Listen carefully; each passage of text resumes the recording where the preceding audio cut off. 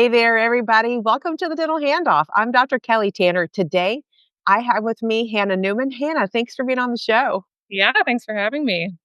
Hannah's background is so diverse, and I wanted you to hear about all the cool things that she's doing. Hannah, we always start with the question, why hygiene?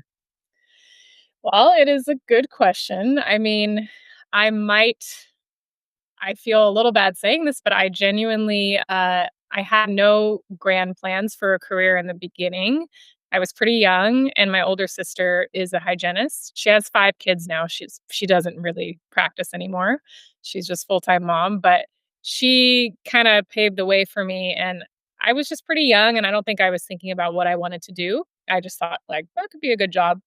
So I did it and I honestly really did not like it at first because it was very hard, obviously, and I don't know, I think I just didn't know what I was doing, and so I started it in a really weird way where I didn't appreciate it or enjoy it, and I, for a long time, left it, and I traveled abroad, I was a nanny, and I thought I would never come back to it, and then when I came home to be closer to family, I started temping, and, long story long, I feel like I've turned this simple question into a book, but I, kind of fell in love with it when I started temping because I feel like it helped me to just enjoy each person as opposed to feeling like I was stuck in this, like, Groundhog's Day of Ah, the same thing every day all day, and yeah. so it just gave me a different perspective, and I think knowing that I could go and do something else if I wanted to, and that yeah, it just changed my mind on it, and so now I do hygiene because I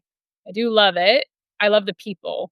The day-to-day can be hard, but, for now, hygiene, it's almost like therapy in a way. I feel like I could almost be a therapist without being a therapist, and I like it's very helpful, like, good income as, a Mhm. woman supporting myself, like, it's a really good thing, so, yeah, I had to choose it, though, later in life after I started. Well, that's cool that you came back to it. What do you think the difference was when you went from like coming back from leaving it where Yeah, it felt different? What do you think made it feel different?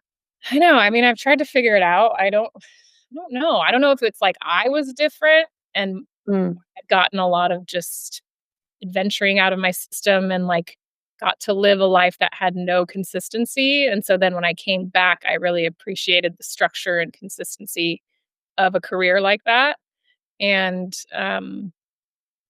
yeah, I think I was probably different, but, yeah, I think just the biggest part of it too is I think the first part of your career as a hygienist, you can be pretty insecure because there's so much to learn and you feel like half the time you're just kind of like, "Do I even why doesn't anyone trust me to do anything? I don't know anything." Like, you feel like you are learning so slowly.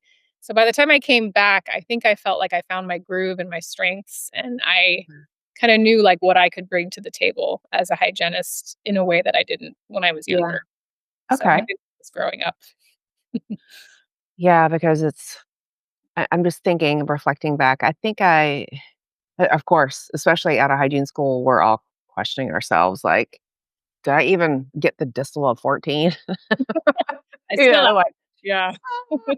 did I forget that step or what did I forget? Because you're going from 3 hours into, like, a compressed amount of time, and you're Yeah. feeling like a whirling dervish going around Yeah. and like, "Oh, I know I forgot something. I know I forgot something." So, Yeah. It's when brutal you there. came back, it sounds like what's kept you in it and kept you loving it to this point is that patient connection. Yeah, for sure. I think the human part is probably the hardest part of hygiene in a lot of ways, but it's also like what makes it great and really unique. So depends on the day, I think. Yeah, and, um, I think I'm getting kinda deep here, but I think sometimes those patients are put into our day for a reason. Yeah. I don't know if you've ever thought about that, but I'm like, "Okay, I Yeah. think I need to learn something about myself today," because Mhm. it's like I used to, just like, "Give me patience, Lord, like, give me patience with my kids." Uh-huh. And so what do you get to build your patience? You get more stuff. right? You get more difficulty sometimes. So I'm like, okay, I'm done with that. Okay, Yeah, that I'm cool. I'm good. exactly. Yeah, that's so true. So true. So you're doing clinical. You're also Yeah, writing. And tell us yeah, all about what you're doing because you live in Oregon. So I'm in Virginia. So you're like, I'm looking up to you and all the things that you can do as well. yeah, yeah. That's true. I guess we have different, licenses that we're Yeah, practice yeah, that. Yeah. think about that. Yeah. Yeah, so writing, I'm clinical 4 days a week, and then, um, 1 day a week, I kind of flex. So one thing I'm doing right now is I joined a myofunctional therapy team, so I'm gonna be starting that, which I'm very new to learning about, but excited about that. And then I also write. So the writing thing, it's with today's RDH, which is Yeah. online publication. So I don't remember how I got connected. I think I just saw an ad for it, but I've always liked writing, and I think that was part of the reason hygiene was hard for me because I was very much more like I like literature and reading, and the sciences and math I'm just really bad at. And so I think I missed the creative Mhm. element, and so, yeah, I just reached out to her and they were looking for writers. So it's just kind of a freelance thing. And they basically asked me to just write anything that I want to that's dental related or dental hygiene related. And I can do it as often as I want or as little as I want. It's just, something that they like to have on hand. And so it's really nice because I can just kind of like it keeps me researching. It keeps me just writing skills I think are good to have, and it's like working the other side of my brain from hygiene a little bit, so Oh, yeah. yeah, it's Yeah. nice. There's no pressure, it's just when I want to do it and if I want to do it, Do you and feel like it helps you be a better clinician? yeah, because I feel like it forces me to research more, the current because a lot of the articles that we look at are looking at current research and updates and what science is showing, and I feel like it's pretty easy to just kinda get stuck in what you remember learning in school and what Yeah. the basics are telling you, but you don't always genuinely question it, so it's good to keeps me current, which is Yeah. fun. How long ago did you graduate? I graduated with my associates in 2011, and then I graduated with my bachelor's last year. I did it while I was working, Oh, cool. 2021. Congrats. Thank you. Yes, it was a lot of work. A lot of Yeah, work. I feel like those first 5 years are definitely the plateau, and then you go, "Oh, okay, I got it." And Yeah, then you finally start feeling calculus, and you feel confident, and you yeah. have a flow. I don't Yep. know about you, maybe that's Yeah, no, my it's so true. experience. I think it just kinda happens, yeah. It's like over time, all of a sudden you got it. Yeah, and then it's what's so interesting is that we talk about on the show a lot of times is that so many hygienists are tired of the profession, and it's beyond burnout, I think. It's Yeah, because I think whatever career you're in, you're just like, "Why am I doing this?" I think engineers probably go through this too. It's not only hygiene. And so, what I have found as a trend, Hannah, is that a lot of the folks to get that happiness and that balance into their lives, they're doing different things with their profession. They're not only one thing, they're diversifying themselves.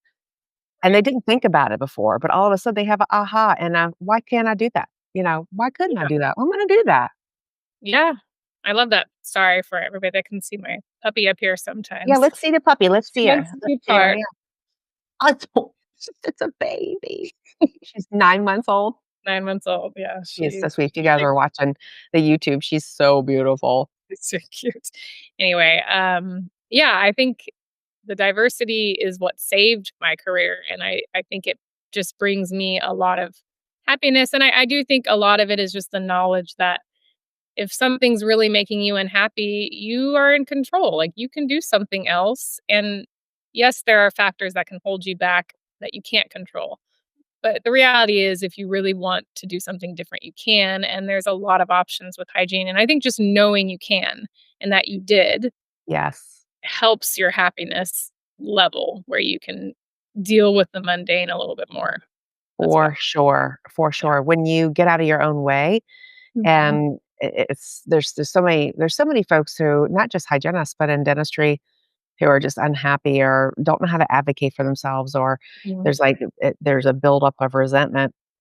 And Yeah. another thing that you've done too, Hannah, is Tell us about the whitening aspect of what you're doing. So I was researching. We do a lot of research on who to invite to the show, and sometimes it's Mhm. folks I know, sometimes it's I don't, Yeah. and came across that with you. Tell us about that. It's so Yeah. interesting. Yeah, a friend of mine that's a hygienist was the first one to do it, and she got me on the idea.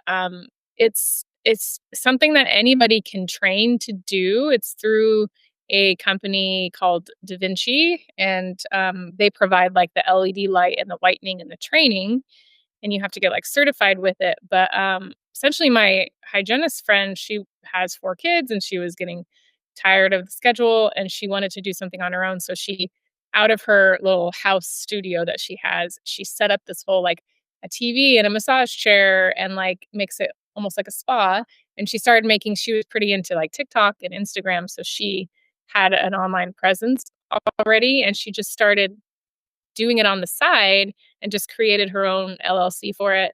And she got really busy. Like she was able to quit her hygiene job. And so I was just curious about it. And so she told me how to do it. And so I just followed in her footsteps a little bit, but I made it more as part of my dental office that I work at. I've worked at the same one for years. It's great. My patients are like family, and I thought it would be fun to just set it up there because, we didn't really have a great whitening option that people really wanted to do a lot, and so we just made it my own thing. I give them a cut to use the building, and then I do it after hours, and I get kinda set it up like a little salon and just made it my own LLC, but, like, merged it with my dentist, and she was really supportive, so, yeah, it's been cool. It's like a little thing that I can advertise for at my office, so I don't have to put in a lot of advertising, which was Yeah, nice. and it doesn't take additional chair time away from the doctor during the day. Yeah, yeah, I think, like, it's a good side thing for any hygienist if your doctor doesn't already have, I know they do bleaching trays, but a lot of patients just want something quick, Yeah. and, yeah, for any hygienist, I feel like if your doctor is willing and you can just I just gave my boss a business proposal and was like, "I could give you this cut," like, so, yeah, I think it's a good side income for sure.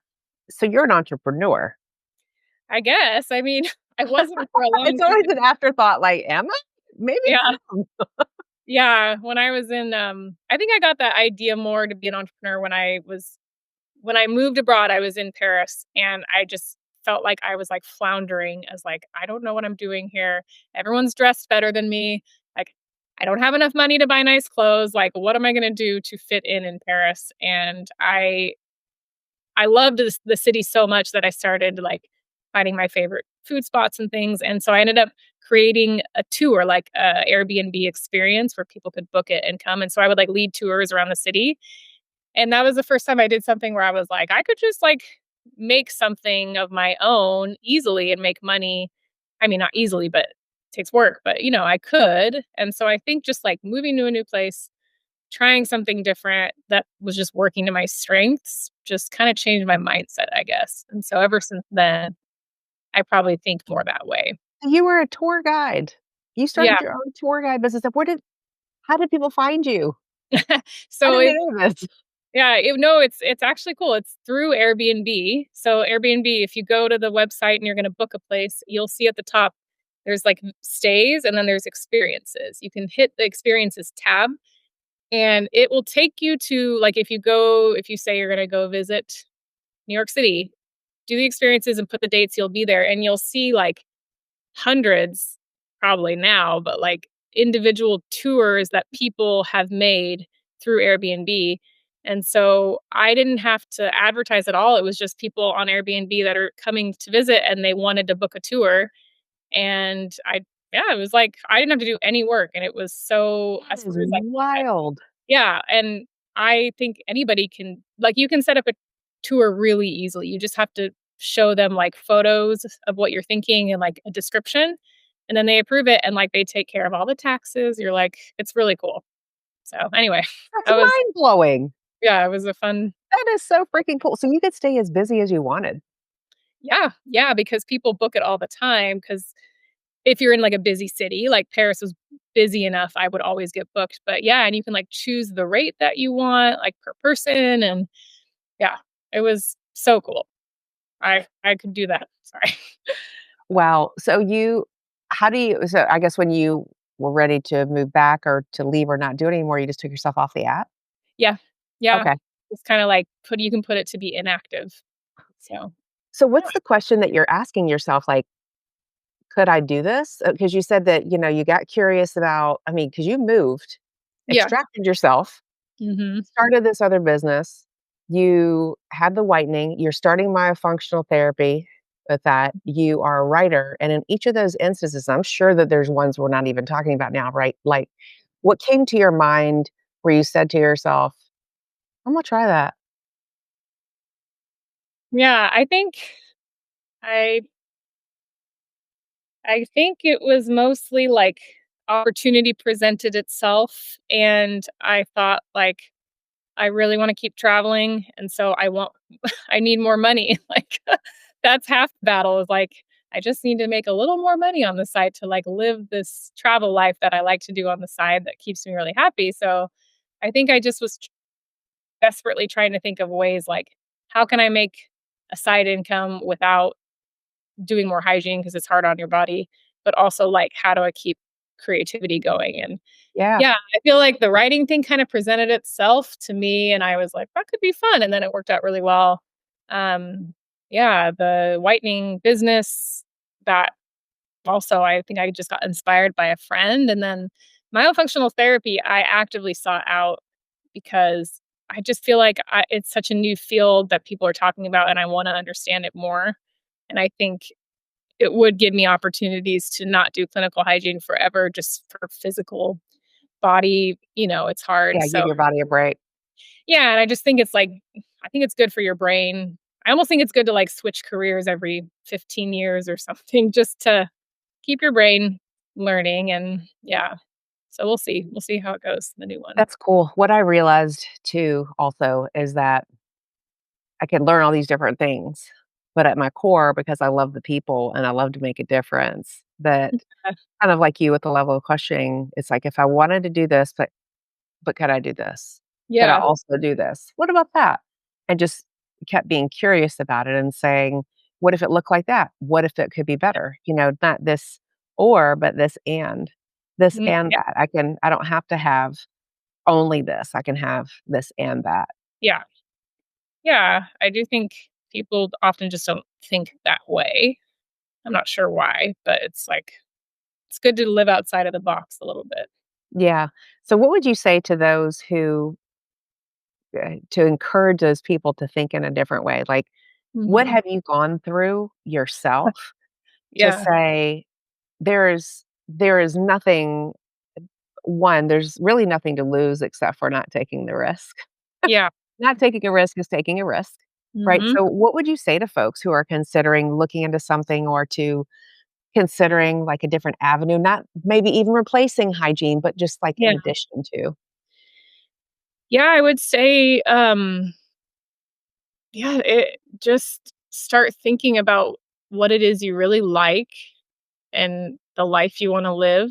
Do you need more flexibility? Do you want more creativity in your life? And I guess just I would say for me, what got me to the point of starting all this is having to be more self-reflective, going through life changes. Like, I think I just went through a lot of life changes when I was young that made me need to, like, reevaluate what do I want for my future and what does that Yeah. look like and what do I want the core foundation to be. So I think just self-reflection of really what do you want in your life and are you happy now? And um, that's the biggest start. And then beyond that, I think just taking time to, like, look at what's out there. A lot of inspiration I get is just by looking on LinkedIn for different types of careers and reading research. Like, I think it's hard to know what else you can do if you're, like, wondering about getting out, it's hard to know what else you can do unless you really, like, got an idea of the pulse of what kind of jobs are out there, and yeah, like, you just have to really be looking, I think, and be willing there's no problem with applying, like, if you just wanna apply to a lot of different jobs that you see that look interesting, Mm, even if you don't have any history in it, you may as well apply and, like, interview and learn about it. So, yeah, just right. thinking out of the box, like, you don't have to do this forever if that's Yeah. what I mean. And the more we do, we experience these different things in our lives, the more it layers on our own experiences that we offer the next thing Yeah, as well, because it's people used to always say, "Kelly, what are you doing now?" And I'm like, "I'm doing everything I wanna do. I'm not just doing one thing, I'm doing 10 different things because that's just I'm built like that." And yeah, my brain's like, "I love this, and I love this, and I love this, and I love this," and I didn't feel like I had to choose it. And what happened over a period of time is that I learned a lot about those different things, and you take that and you multiply it to however old you are, and you have such varied experiences throughout your career. So and I love, yeah. what you said too about LinkedIn. It has been a common thread on here where it's just such an underutilized tool, and it's having the question it's kinda like shopping, right? Where you're like, "Oh, I got this event to go to," or maybe it's, "Oh, I really wanna see what else there is. Let me Yeah. shop. Let me shop for different job titles or different variations of what different hygienists are doing," and you come across something like Inspiration. Yeah, yes, totally. Yeah. like your Pinterest. Like your Mhm. Pinterest is It's LinkedIn. true. Yeah. Yeah, I found things by doing that that I would never have thought of, like, just AI companies. There's so many little startup AI companies that are doing dental software, and so some of them need, like, a person to train offices in AI software. There's, like, so many cool random things that technology is making available to our jobs. So, I think it's just, like, you just have to look, and you have to be open to the idea of evolving a little bit, which is Yeah, hard. just Mhm. opening up just open it up, letting some sunlight in, and say, "What else could it be?" Because so many times we think that it only has to be something. Yeah, so true. Yeah. Yeah. So myofunctional therapy, what do you think is next for you? Well, I might be starting a teaching position at a school, in Portland pretty soon here, and just because we've been in talks about it and I'm thinking about it, um, as kind of a part-time thing. I do love teaching.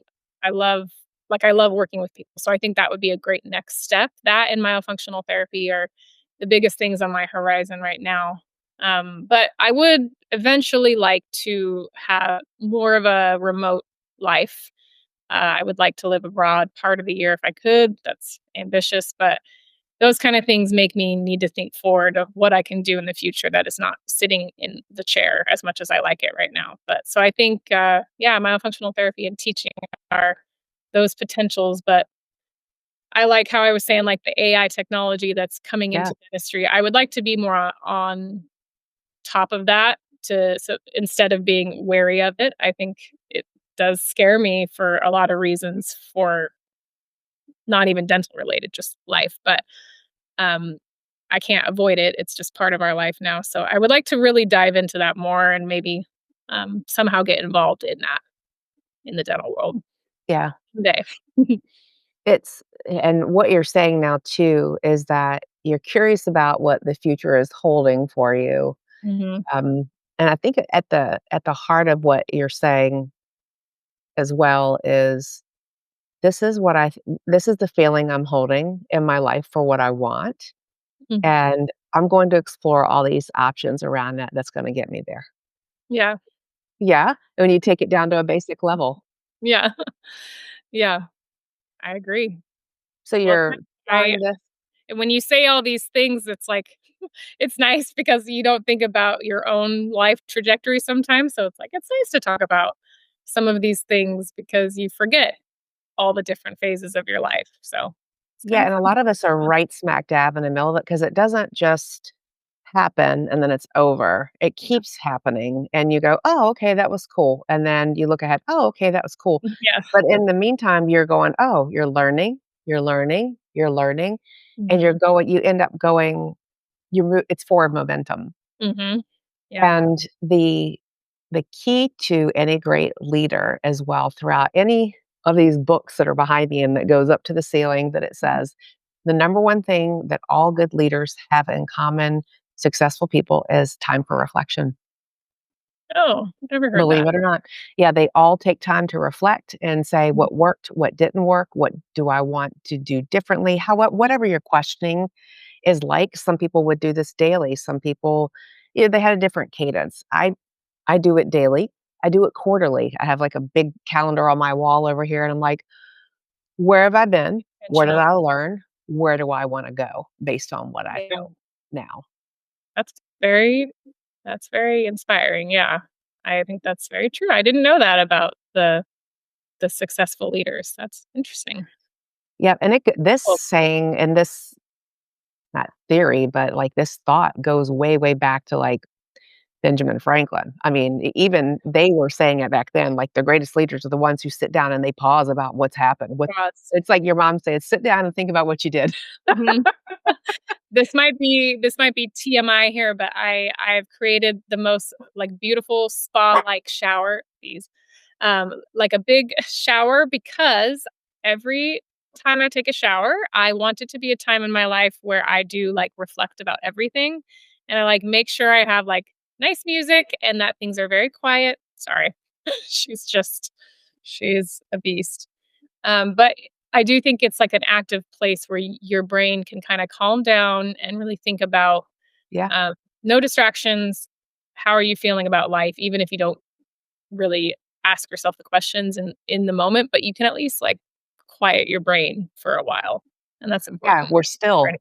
we're not active, and that's one of the reasons why I start every day with meditation, because as soon Oh as I yeah, get out of bed, I don't talk to anybody, I just make my spark, my Avocare spark, I take it to my Zen den, and I yeah. put on my app, put in my unguided meditation music, and I do transcendental meditation Oh, every that's morning for awesome. 30 How minutes. Yeah. long do you do it for? Is it like a quick thing, or do you do it for a length of? The app is 20 minutes of transcendental meditation, and then you come out of that, you kind of Yeah, wake up from it, you just kinda start to move, and there's a timer that goes off that sounds like, "Ooh," and you come out of it, so you kinda know when that time is. So that's how I start every single day, and I do it before anybody gets up, or I yeah, have to take my son to school, so those first moments of the day are for me, and then I journal and I reflect on, like, my affirmations, "Who am I? What am I?" yeah. Um, and do a couple other, like, things that I like to do and plan my day and start my day. Yeah, that's awesome. I mean, meditation, I know it must change your life completely when you actually get to the point where you're doing it daily and it's become part of you. I know that that Yeah. is huge. Well, these little self-care rituals, even washing our face, Mhm. taking care of self because it Yeah, releases endorphins and it actually, it's a ritual that females do every yep, day. It's a ritual of self-care, and so no matter what your ritual is, it's a time to be still and to pause and yep. to take care of yourself, and so I love that you said the shower because Yeah, that used to be, like, where I got my best ideas. Now it's right? meditation, but Yeah. those are, like, where the best ideas come from. Yeah, yeah. I think it's like you have to have your space. You have to. Otherwise, you will never you will, like, be suffering inside and you won't even know it. Yeah, Think a lot. you get sucked into the world and all the busyness of it and the noise. Yeah, I know. So Easy to true. happen. Well, Hannah, you have been a delight to be on. Thank you for sharing your story, and you're such an inspiration. Thank you. Well, thanks for having me. This was fun. Yeah, absolutely. Guys, thank you too. Yeah, the baby. I'm sorry for barking. That's okay. She just wants to talk too. For She's a anybody who wants to get in touch with Hannah, her information is in the show notes below. So thanks again, Hannah, for being on. Of course. It was wonderful. And Thank you. yes, it was a delight to get to meet you, and thanks for all that you're doing. And to all of the listeners, I always ask the favor, go on over to Apple Podcasts to give the Dental Handoff a 5-star rating because Apple Podcasts is the one that matters. And then if you're watching this on YouTube, go ahead and press the subscribe button right now, the little bell button, and then recommend it to friends who you love. Thanks everybody for all that you do every day, and we will see you next week. Take care. Bye, Hannah. Bye. Bye.